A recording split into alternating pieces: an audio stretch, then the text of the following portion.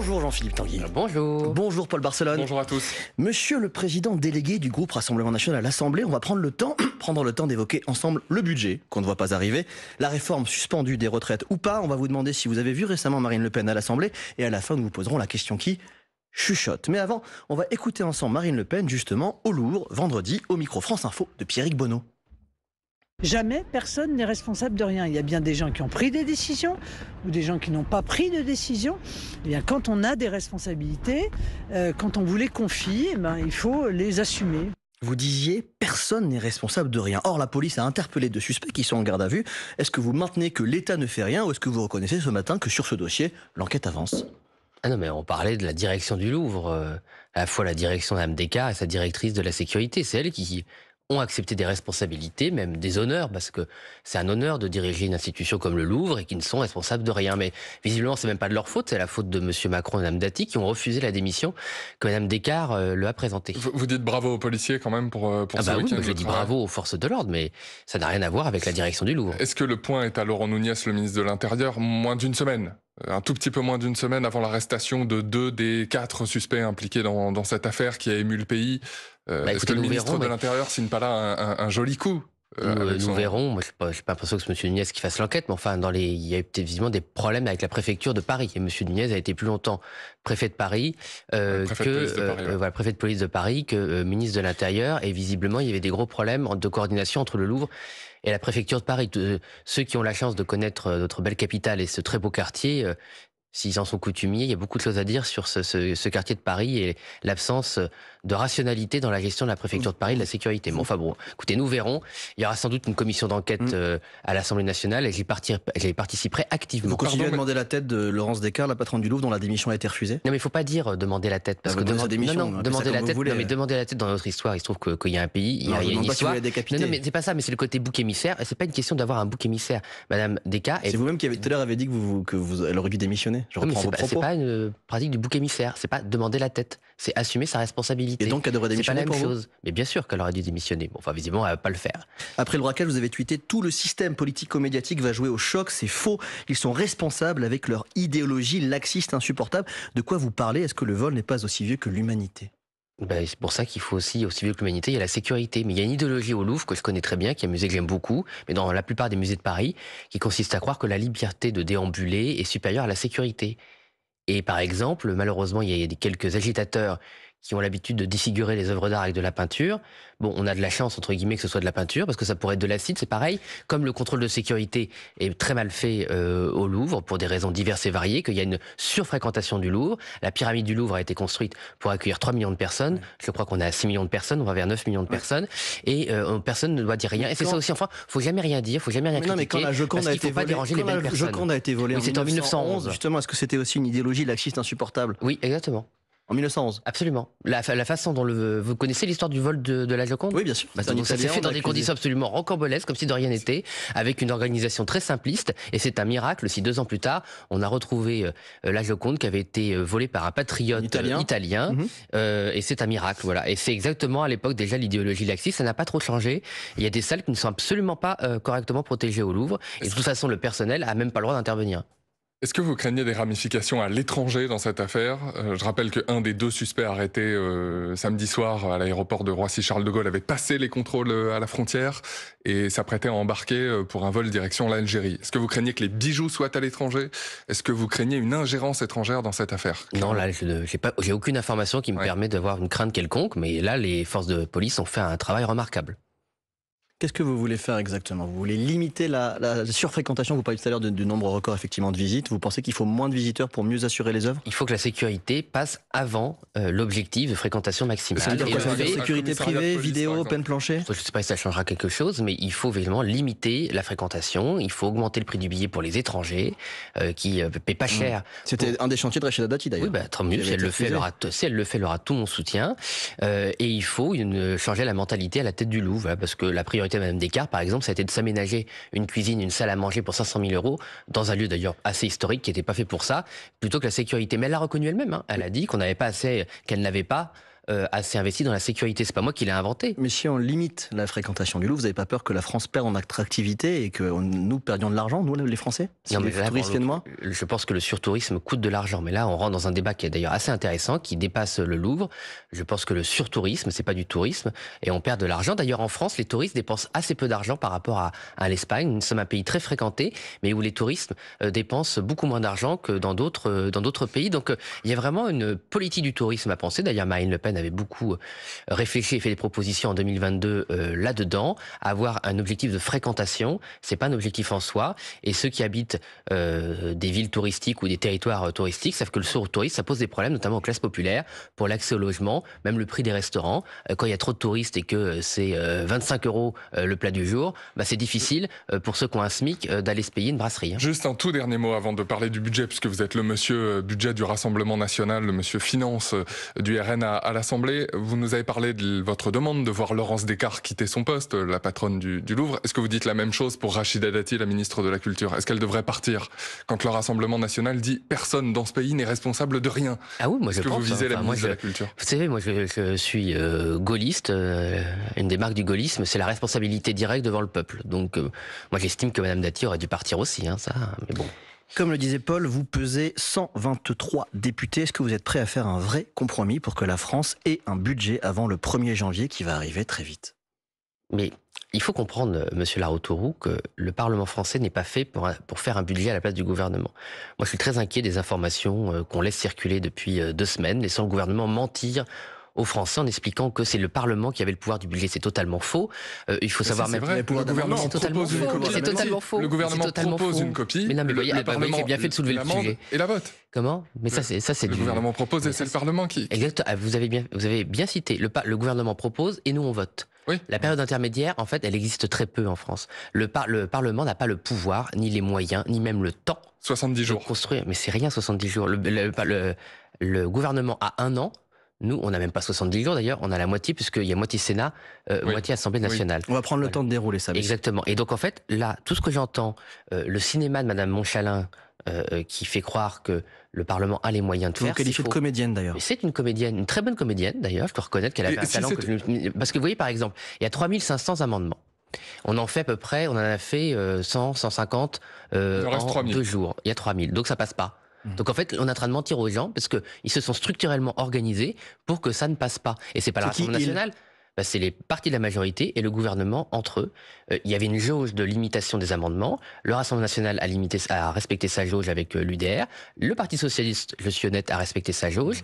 Et les membres du bloc central, Renaissance et LR en particulier, ont fait exploser le compteur. Ils sont à 1500 amendements. Donc ils font de l'obstruction parlementaire. Bien sûr qu'ils font de l'obstruction parlementaire avec le cœur sur la main, la main sur le cœur plutôt, en disant « Ah non, nous on veut que le Parlement travaille ». C'est n'importe quoi. On est en train de manipuler l'opinion publique en faisant croire que l'Assemblée nationale serait responsable d'un échec du budget, alors le gouvernement a déposé le budget le plus tard possible, après une semaine rocambolesque où on a occupé la galerie avec des bêtises, et nous on a eu que quelques heures. Et vous vous rendez compte que par exemple, moi, entre le moment où je reçois le budget sur mon mail et le moment où j'auditionne les ministres sur ce budget, il n'y a que quelques heures pour traiter un budget qui fait 300 pages. C'était quasiment le même budget que le précédent, il y a eu peu de modifications.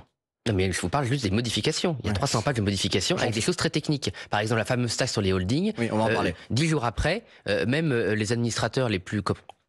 les plus capés ont encore du mal à comprendre ce qu'on nous propose. Malgré tout, des choses ont été votées ce week-end. Les débats reprennent en ce moment à l'Assemblée nationale et vous filerez probablement juste après cette interview. On attend pour cette semaine, probablement mercredi, et je dis bien probablement, l'examen de la fameuse taxe Zuckman, toujours réclamée par le Parti socialiste. Peut-être un terrain de compromis avec le gouvernement, ce que vous appelez le bloc central, ce sont les macronistes, et le Parti socialiste sur une version éventuellement allégée. Le PS avait dit vendredi par l'intermédiaire d'Olivier Faure, ultimatum, lundi, il nous faut des mesures de justice fiscale. Manifestement, ce matin, il n'y en a pas. Est-ce que vous appelez le PS à censurer, renverser le gouvernement et être fidèle à sa promesse ? Écoutez, est-ce que le temps est venu de prendre ses responsabilités en censurant ? On verra ce que fait le PS. Moi, je pense qu'on peut finir le budget et éventuellement, si ce budget est mauvais, et comme ce budget sera mauvais, censurer, évidemment. Bon, je suis pas sûr vivre sur cette menace permanente ait un intérêt à court terme. Les socialistes et les LR ont décidé de ne pas censurer, ce qui a permis à ce budget de se déployer avec 19 milliards de hausse d'impôts et 28 milliards de hausse de dépenses. Nous l'avons condamné, et comme le Parti socialiste le pense à conscience de s'être fait rouler, en particulier sur la réforme des retraites, mais parce qu'eux-mêmes n'ont pas demandé les garanties suffisantes, ils sont en panique permanente et chaque jour, ils changent de position. Bon, alors, tout ça n'est pas très sérieux, ils avaient qu'à censurer la semaine dernière. On parlait de la taxe Zuckman, et là, tous les discours ce matin sont sur une taxe Zuckman Light, ou allégée en bon français, que les fanats d'acronymes ont baptisé IMTHP, impôt minimum sur les très hauts patrimoines. On parle de 3% sur les patrimoines de plus de 10 millions d'euros, mais sans toucher aux entreprises familiales et aux entreprises innovantes, comprenez les startups. On veut être clair ce matin. Est-ce que vous êtes pour ou contre, au Rassemblement national, cette taxe Zuckman Light? C'est moins bien que l'impôt sur la fortune financière qu'on propose. C'est moins bien, mais est-ce que vous voterez pour ou contre? Que la fortune improductive que propose le MoDem, par exemple. Donc c'est dommage que les socialistes, soi-disant dans un rapport de force, aient négocié des mesures... Mais vous la voterez ou pas? Parce qu'on ne sait pas, monsieur, pour le moment, ce que ça veut dire entreprise familiale. D'accord. Et ni innovante. Vous voulez que ce soit mieux défini? Innovante, c'est les startups, globalement. Non, c'est pas vrai. Parce que la définition que j'ai vue dans l'amendement qui a été déposé, sauf s'il y en a un autre entre-temps, c'est dans le temps. C'est une entreprise qui a moins de 8 ans. Bon, si vous faites par exemple une entreprise, je sais pas moi, de ménage, de sous-traitance du ménage, c'est une entreprise qui peut avoir moins de 8 ans, qui peut avoir 1000 employés assez rapidement, et c'est pas une start-up innovante. Voilà. Oui ou non, vous la votez? Qualité. Mais écoutez, monsieur, nous on vote des textes techniques. Oui, donc vous voulez l'amender, justement, pour être très concret. Il faut savoir ce qu'il y a dedans. Personne ne sait ce qu'il y a dedans. Bah alors, c'est quand même un peu ce qu'il y a dedans. Il faut préciser un mot, mais on sait ce qu'il y a dedans. C'est la différence entre des gens qui font le budget et des gens qui le commentent. Voilà. Aujourd'hui, on ne sait pas ce qu'il y a dedans. Donc les slogans. Les commentateurs essaient juste de comprendre votre position. Non, vous essayez d'extorquer, en posant 50 fois la même question, une réponse que je vous ai déjà donnée. On votera, on verra ce qu'il y a dedans. Moi, j'entends plutôt non. Mais c'est pas, non, on ne sait pas ce qu'il y a dedans, on ne comprend pas ce qu'il y a dedans. Et je vous ai répondu tout à l'heure que même la taxe holding qu'a proposé le gouvernement, au bout de 10 jours, y compris la presse économique, ne comprend pas exactement ce qu'ils veulent faire. 2% sur les holdings non professionnels et la prolongation de l'impôt plancher pour les hauts revenus. D'accord, sauf que c'est quoi le problème, monsieur Laratourou? C'est qu'en fait, dans l'article, il n'y a pas de définition de la holding. Donc on dit au grand public et à l'opinion publique, c'est une taxe sur les holdings, et en fait à la fin, c'est le rétablissement de la moitié de l'ISF. On comprend rien à ce qu'ils proposent. Pourquoi vous êtes si prudent sur ces dispositifs-là? Est-ce que c'est une manière, pardonnez-moi l'expression, de draguer un peu les patrons? On sait qu'aujourd'hui, il y a un discours au Rassemblement national qui consiste à rassurer les patrons en vue potentiellement de votre arrivée au pouvoir. Est-ce que ça vient dans ce discours-là? Votre attitude en ce moment à l'Assemblée vient qualifier ce discours-là? Pas du tout. C'est juste qu'on ne vote pas des milliards d'euros en votant n'importe quoi et en agitant des slogans. Voilà, il faut arrêter, parce que c'est pour ça que le taux d'imposition en France bat tous les records avec des résultats aussi misérables. Et à la fin, c'est les classes moyennes qui paient. Donc cette espèce de fascination pour critiquer les milliardaires dans les médias et finalement à la fin taxer uniquement les classes moyennes. Pas de patron bashing au RN. Mais c'est pas une question de patron bashing, c'est que c'est un mensonge. Aujourd'hui, qui est-ce qui paie l'essentiel de l'effort fiscal? C'est les classes moyennes et les classes moyennes supérieures. Pour le moment, la seule chose qui a été votée, c'est des rabots de crédit d'impôt, et c'est les classes moyennes qui payent. Toute petite pause, les milliardaires vont très bien. Il est déjà 8h46. Dans un instant, on va essayer de comprendre la suspension ou pas de la réforme des retraites. Mais comme je vous l'ai dit, il est 8h46 et donc c'est l'heure de l'info en 1 minute avec Maureen Sugnard. Le trafic des TGV est fortement perturbé depuis 6 heures ce matin entre Lyon et Avignon. De nombreuses liaisons sont supprimées vers le sud-est et il y a des retards importants en direction de Paris. Jusqu'à 3 heures de retard. La compagnie ferroviaire assure que ces perturbations sont liées à un acte de vandalisme. La maire de Romans-sur-Isère dans la Drôme parle d'un procès aussi attendu que redouté ce matin. Celui d'Abdallah Osman Ahmed, réfugié soudanais accusé d'avoir poignardé et tué 2 personnes en 2020. 5 autres personnes ont été blessées. Il est jugé pour assassinat terroriste et tentative d'assassinat terroriste. Le Centre national des ouragans demande aux habitants de la Jamaïque de trouver un abri immédiatement. L'ouragan Mélissa approche, les vents soufflent à plus de 220 km/h et il va encore se passer en catégorie 5 et toucher le sud du pays dans la soirée. Encore une avarie sur la Transat Café L'Or. Le tenant du titre, l'ultime Banque Populaire, barré par Armel Lecléache et Sébastien Josse, s'est arrêté ce matin à Lorient dans le Morbihan. Ils ont un problème de safran. Les marins partis du Havre ce week-end doivent rejoindre la Martinique dans des conditions météo qui sont très difficiles. France Info. Le 8-30 France Info, Paul Barcelone, Paul Larouturou. Avec Jean-Philippe Tanguy, vice-président du groupe RN à l'Assemblée nationale, et Paul Barcelone, on tente de comprendre votre position sur les retraites. Parce qu'hier, on a découvert en lisant le journal Le Parisien aujourd'hui en France cette interview de Gérard Larcher, le président du Sénat, qui n'est pas n'importe qui estime que le Sénat promet que le Sénat va rétablir la réforme des retraites, alors que tout cela fait l'objet d'un deal entre le gouvernement et le Parti socialiste pour la suspendre. C'était la promesse de Sébastien Lecornu lors de sa déclaration de politique générale, le Premier ministre.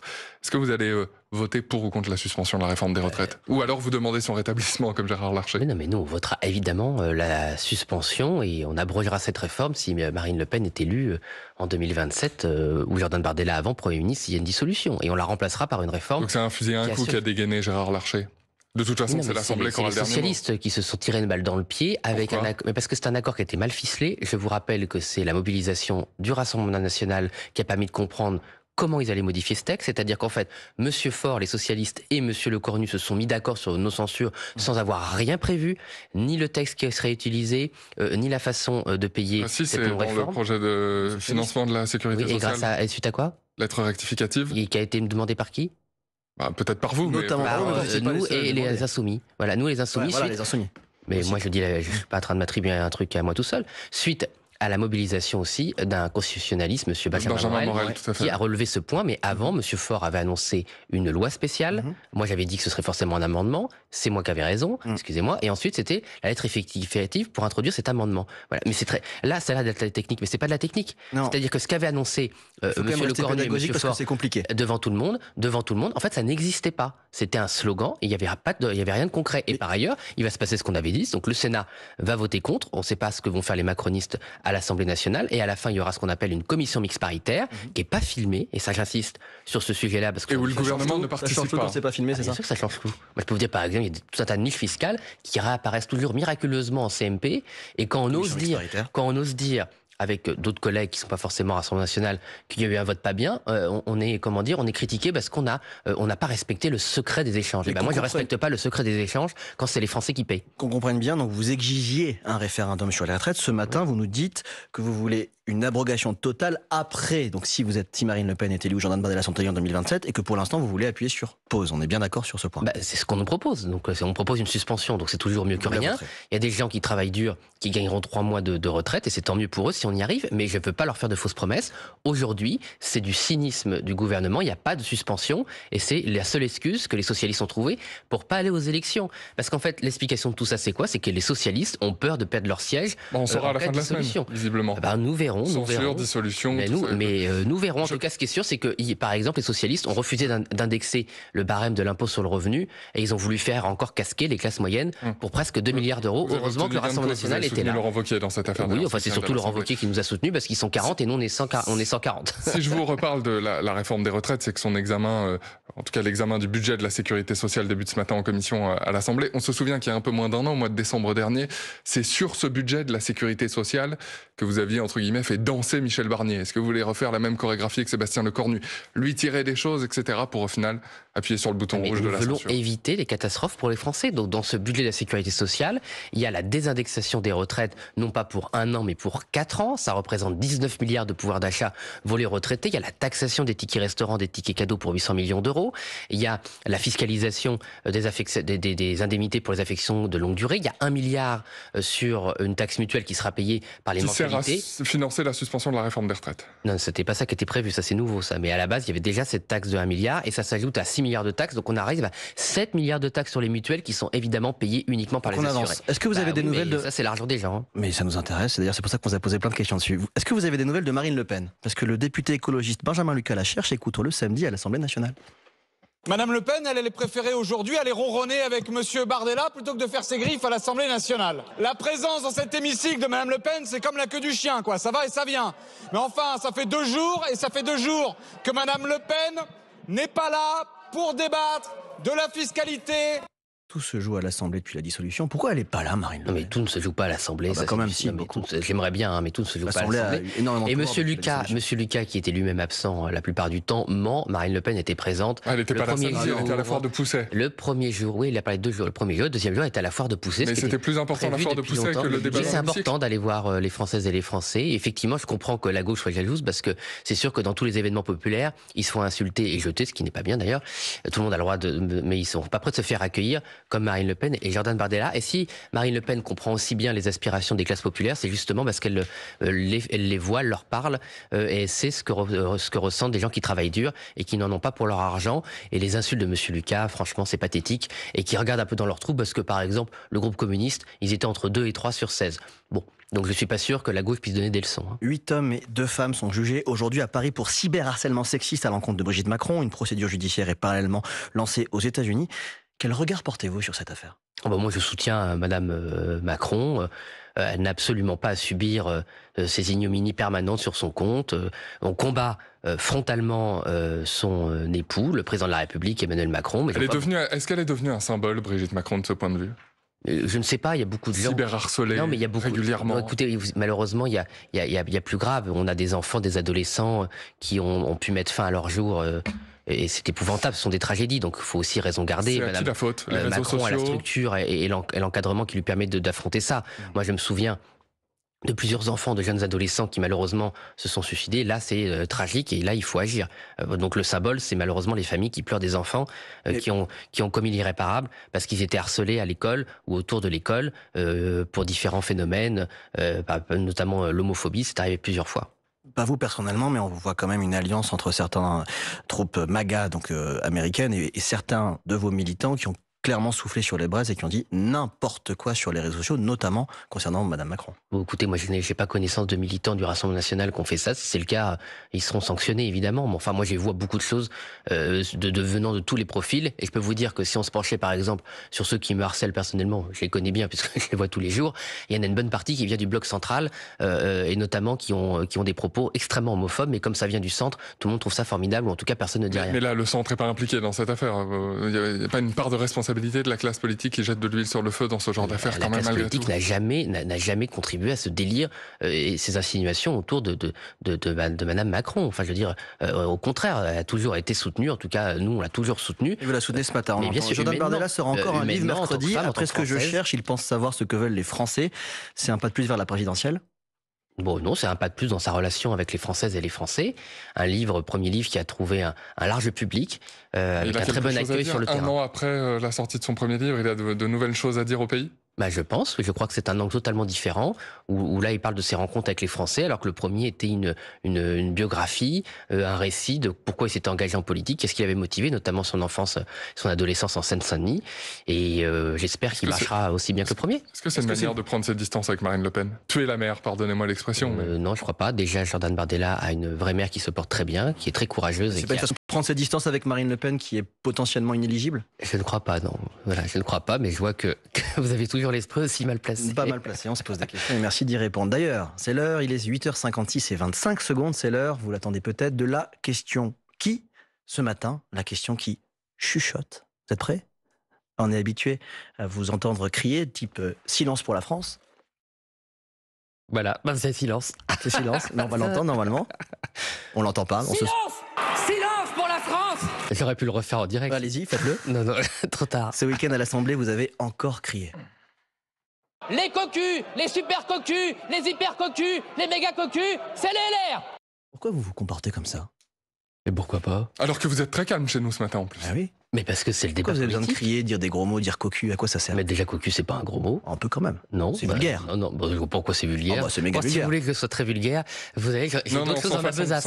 Et j'ai d'autres choses dans ma besace. C'est pas du tout. Je définis de réalité, à savoir que les députés LR prennent leurs électeurs pour des imbéciles, les trompent et leur mentent. Voilà. Donc tous ceux ou toutes celles qui ont été cocus dans leur vie comprendront ce que je veux dire. C'est très désagréable. Il y a moins de place pour le calme aujourd'hui dans la vie politique. Il faut être vocal, bruyant pour se faire entendre, par exemple, dans l'hémicycle. Le Parlement français a toujours été un lieu d'exclamation, d'art oratoire, qu'on aime ou qu'on n'aime pas. Et j'ai l'impression que les gens apprécient plutôt qu'on les défende correctement. Non, les gens ils nous disent aussi qu'ils en ont marre que ce soit un cirque. Mais là, c'est pas un cirque. Là, c'est pas quand on vous entend dire silence pour la France et parler des cocus, c'est clairement. Non, j'essaie de porter une parole, aussi audible par tout le monde et qui soit pas de la bouillie. Vous ne pensez pas que ces emportements sont au détriment du tout, je m'emporte pas du tout là. Vous emportez pas ? Ah non. Si un jour je m'emporte, vous le saurez. Merci beaucoup Jean-Philippe Tanguy d'avoir répondu à nos questions. Je vous dis à demain sur France Info. Bonne journée. Merci beaucoup, merci à tous les deux. Et dans un instant sur France Info, évidemment, les informés avec Brigitte Boucher.